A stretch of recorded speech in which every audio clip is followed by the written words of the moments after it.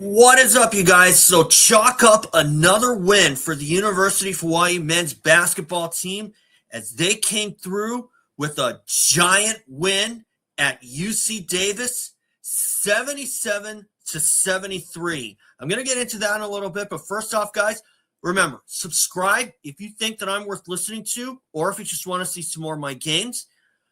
I will try to have one up this weekend, but in the meantime, let's get into this. Here's my banner. UH beats UC Davis 77-73. First road win over Davis since 2021. Bows played very composed when it mattered. Isaac Johnson led the Bows with 16 points. He had 14 after the first half. Hunter Erickson had 11.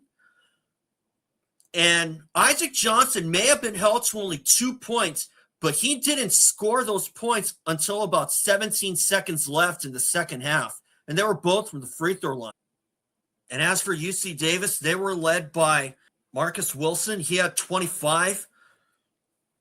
And that actually came as a bit of a surprise to me because I kind of thought that honor would go to Connor Sevilla because he was definitely one of the leaders to the team, to UC Davis when they came to Honolulu. And I thought that he might be the lead scorer, Connor Sevilla I'm talking about.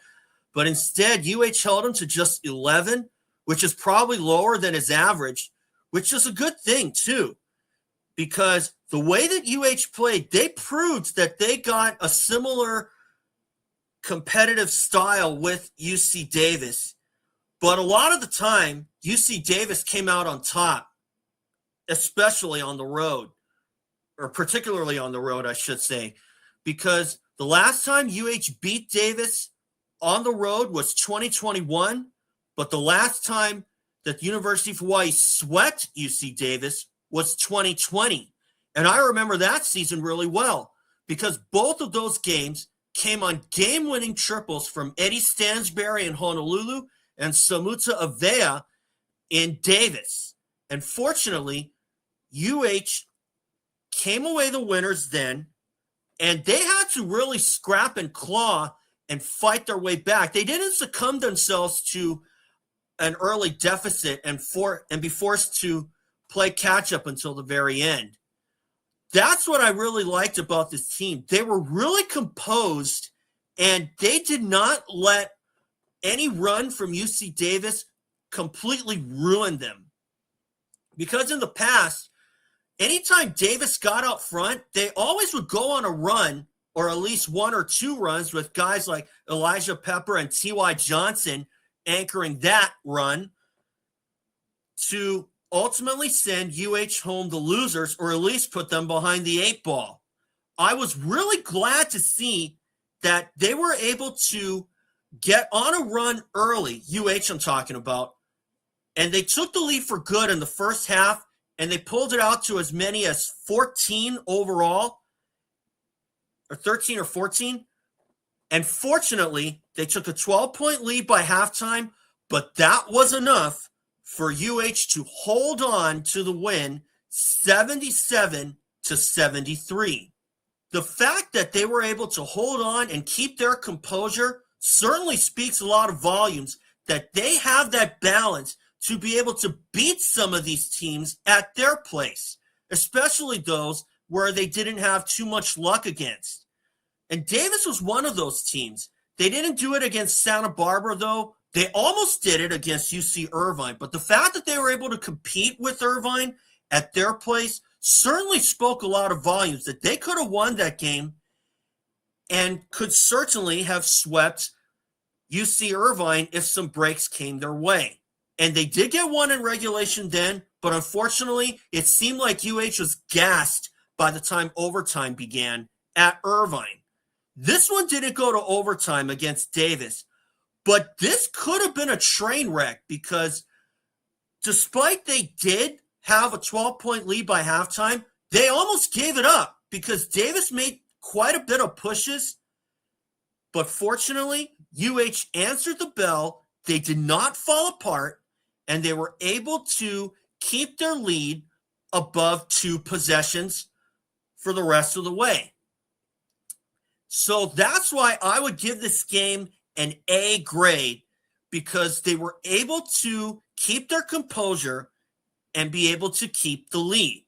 And that's the one thing that UH had not done against UC Davis, because they proved they got the pace, but last year was kind of a disaster because they lost at the buzzer when Marcus Green missed the layup and Tanner Christensen missed the putback, and UH walked away the losers by 2 points. But that was more or less the start of the season last season turning into a train wreck. This season has been anything but a train wreck, because UH has done extremely well, and I couldn't be happier for them.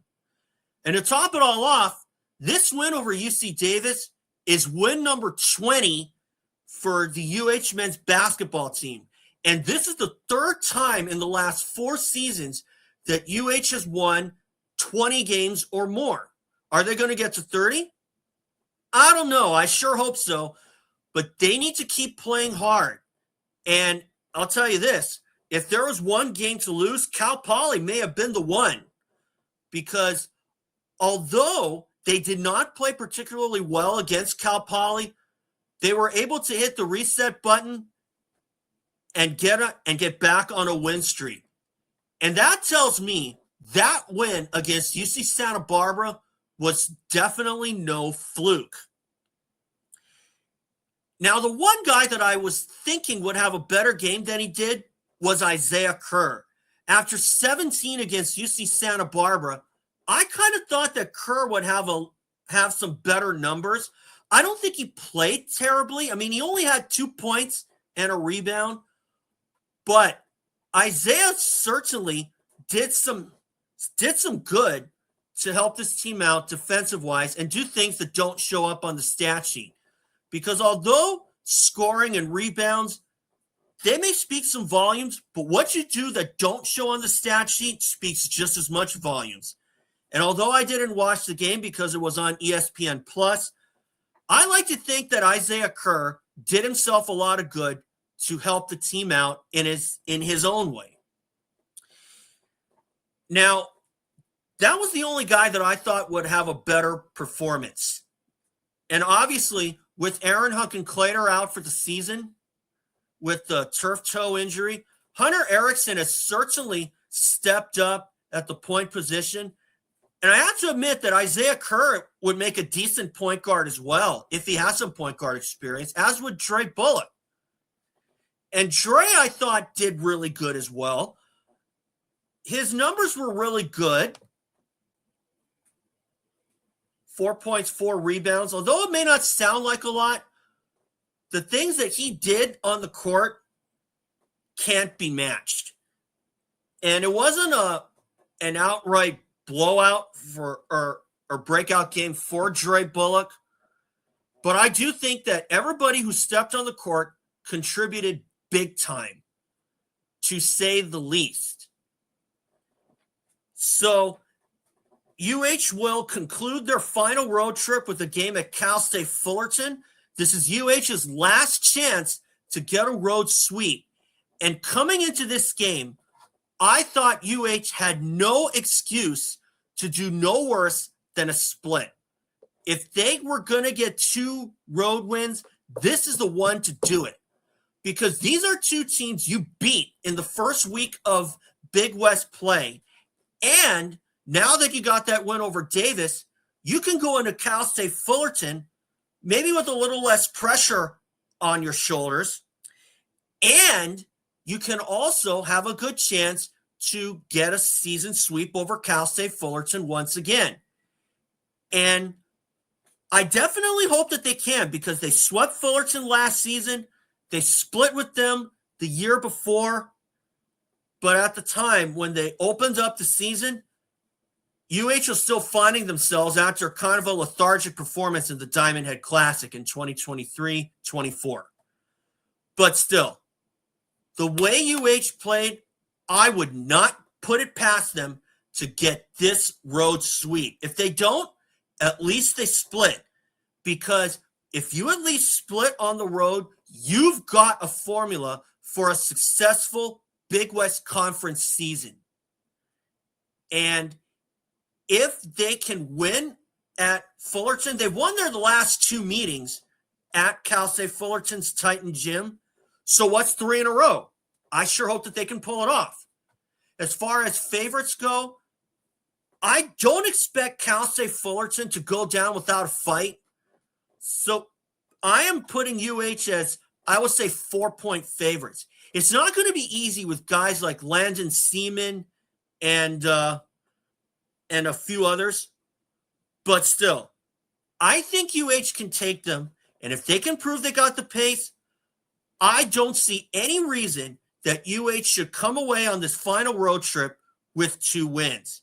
If it's just not their night, then it's not their night. And that's where I'll leave it. So anyway, guys, that's all for today.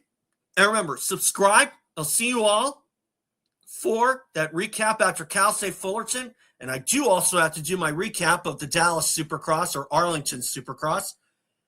That'll come next.